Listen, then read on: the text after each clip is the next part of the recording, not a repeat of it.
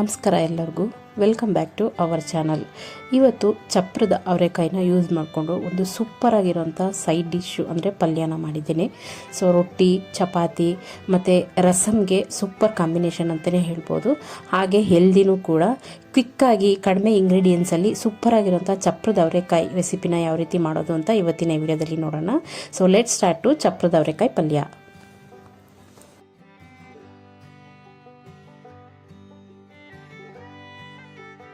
ಮಾಡ್ಕೊಳೋಕ್ಕೆ ಒಂದು ಪ್ಯಾನ್ ಇಟ್ಕೊಂಡಿದ್ದೀನಿ. ಗ್ಯಾಸ್ ಫ್ಲೇಮ್ನ ಹಚ್ಚಿ ಪ್ಯಾನ್ ಬಿಸಿ ಆದಮೇಲೆ ಇದಕ್ಕೆ ಒಂದು 4ರಿಂದ 5 ಟೇಬಲ್ ಸ್ಪೂನಷ್ಟು ಎಣ್ಣೆ ಹಾಕ್ಕೊತಾ ಇದ್ದೀನಿ. ಎಣ್ಣೆ ಸ್ವಲ್ಪ ಜಾಸ್ತಿ ಹಾಕ್ಕೊಂಡಷ್ಟು ಫ್ರೈ ಚೆನ್ನಾಗಾಗುತ್ತೆ, ಹಾಗೆ ಸೂಪರಾಗಿರುತ್ತೆ. ಇಲ್ಲಿ ಅರ್ಧ ಟೀ ಸ್ಪೂನಷ್ಟು ಸಾಸಿವೆ, 1/4 ಟೀ ಸ್ಪೂನಷ್ಟು ಜೀರಿಗೆನ ಹಾಕ್ಕೊತಾ ಇದ್ದೀನಿ. ಸಾಸಿವೆ ಜೀರಿಗೆ ಚೆನ್ನಾಗಿ ಸಿಡಿದ್ಮೇಲೆ ಇದಕ್ಕೆ ಒಂದು 7ರಿಂದ 8 ಕರಿಬೇವಿನ ಎಲೆನ ಹಾಕ್ಕೊತಾ ಇದ್ದೀನಿ. ಹಾಗೆ ಒಂದು ಮೆಣಸಿನ್ಕಾಯಿನ ಈ ಥರ ಸೀಳ್ಕೊಂಡಿದ್ದೀನಿ ಮಧ್ಯದೆಲ್ಲ, ಅದನ್ನು ಹಾಕ್ಕೊಂಡು ಫ್ರೈ ಮಾಡ್ಕೊಳ್ಳೋಣ. ಇದಾದಮೇಲೆ ಒಂದು ದೊಡ್ಡ ಸೈಜ್ದು ಈರುಳ್ಳಿನ ಈ ಥರ ಚಿಕ್ಕದಾಗಿ ಕಟ್ ಮಾಡಿ ಇಟ್ಕೊಂಡಿದ್ದೀನಿ, ಅದನ್ನು ಹಾಕ್ಕೊತೀನಿ. ಹಾಕ್ಕೊಂಡು ಅದನ್ನು ಒಂದು ನಿಮಿಷ ಚೆನ್ನಾಗಿ ಫ್ರೈ ಮಾಡ್ಕೊಳ್ಳೋಣ.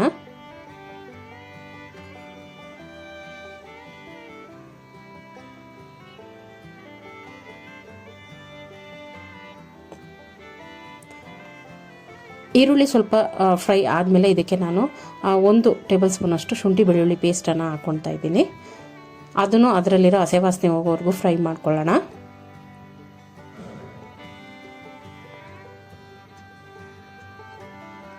ಇದು ಫ್ರೈ ಆದಮೇಲೆ ಇದಕ್ಕೆ ನಾನು ಇವಾಗ ಟೊಮೊಟೊನೂ ಅಷ್ಟೇ ಒಂದು ದೊಡ್ಡ ಸೈಜ್ ಟೊಮೊಟೊನ ಚಿಕ್ಕದಾಗಿ ಕಟ್ ಮಾಡಿ ಇಟ್ಕೊಂಡಿದ್ದೀನಿ, ಅದನ್ನು ಹಾಕ್ಕೊತೀನಿ. ಇದಕ್ಕೆ ಹಾಕ್ಕೊಂಡು ಇದನ್ನು ಚೆನ್ನಾಗಿ ಮಿಕ್ಸ್ ಮಾಡ್ಕೊಳ್ಳೋಣ.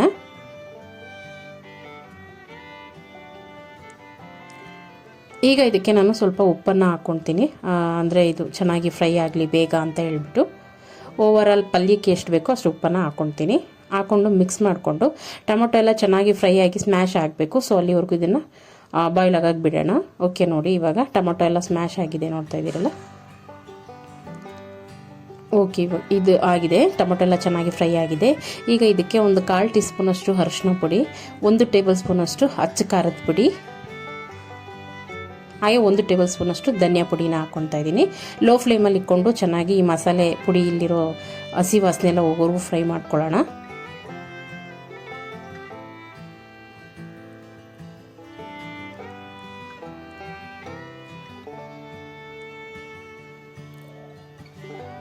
ಓಕೆ, ಇದು ಫ್ರೈ ಆಗಿದೆ. ಇವಾಗ ಇದನ್ನು ನೋಡಿ, ಚಪ್ರದ ಅವರೆಕಾಯಿ ಇಲ್ಲಿ ಒಂದು 300 ಗ್ರಾಮ್ಸ್ ಇದೆ. ಇದನ್ನು ಈ ಥರ ಚಿಕ್ಕದಾಗಿ ನಾನು ಕಟ್ ಮಾಡಿ ಇಟ್ಕೊಂಡಿದ್ದೀನಿ, ತೊಳೆದ್ಬಿಟ್ಟು ಅದನ್ನು ಹಾಕ್ಕೊತಾ ಇದ್ದೀನಿ. ಹಾಕ್ಕೊಂಡು ಲೋ ಫ್ಲೇಮಲ್ಲೇ ಇದನ್ನು ನಾವು ಚೆನ್ನಾಗಿ ಫ್ರೈ ಮಾಡ್ಕೋಬೇಕಾಗುತ್ತೆ. ಅವರೆಕಾಯಲ್ಲಿರೋಂಥ ಸ್ಮೆಲ್ಲು, ಹಸೆ ವಾಸನೆ ಹೋಗೋ ಫ್ರೈ ಮಾಡ್ಕೋಬೇಕಾಗುತ್ತೆ.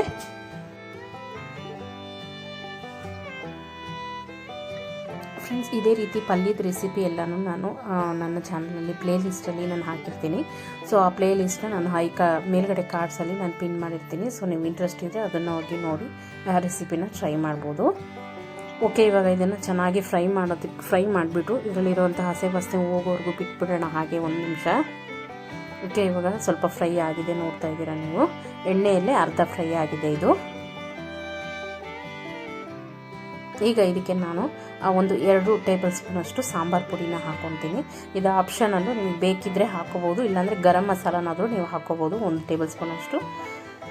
ಈಗ ಸಾಂಬಾರು ಪುಡಿ ಹಾಕಿಬಿಟ್ಟು ಇದನ್ನು ನಾನು ಮಿಕ್ಸ್ ಮಾಡ್ಕೊತೀನಿ. ಸೊ ಲೋ ಫ್ಲೇಮಲ್ಲೇ ಇವಾಗ ನಾನು ಫ್ರೈ ಮಾಡ್ಕೊಂಡಿದ್ದು.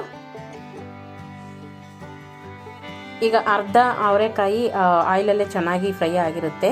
ಇನ್ನು ಅರ್ಧ ಬೇಯೋದಕ್ಕೋಸ್ಕರ ನೋಡಿ ಒಂದು 1/4 ಕಪ್ಪಷ್ಟು ನೀರನ್ನು ಹಾಕ್ಕೊತೀನಿ.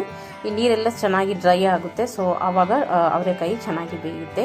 ಈಗ ಇದನ್ನು ಮಿಕ್ಸ್ ಮಾಡಿಬಿಟ್ಟು ತಟ್ಟೆ ಮುಚ್ಚಿ ಒಂದು ಮೀಡಿಯಮ್ ಫ್ಲೇಮಲ್ಲಿ ಒಂದು 2ರಿಂದ 3 ನಿಮಿಷ ಹಾಗೆ ಕುಕ್ ಆಗೋದಕ್ಕೆ ಬಿಟ್ಬಿಡೋಣ. ಆವಾಗ ಚೆನ್ನಾಗಿ ಫ್ರೈ ಆಗುತ್ತೆ ಇದು.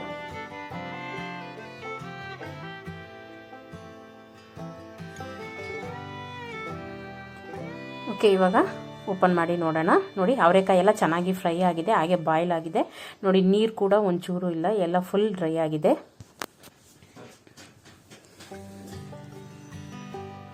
ಈಗ ಉಪ್ಪು ನೋಡ್ಕೊಳ್ಳಿ ನೀವು, ಉಪ್ಪು ಬೇಕಂದರೆ ಮೇಲಿಂದ ಉಪ್ಪು ಹಾಕೋಬೋದು ನೀವು.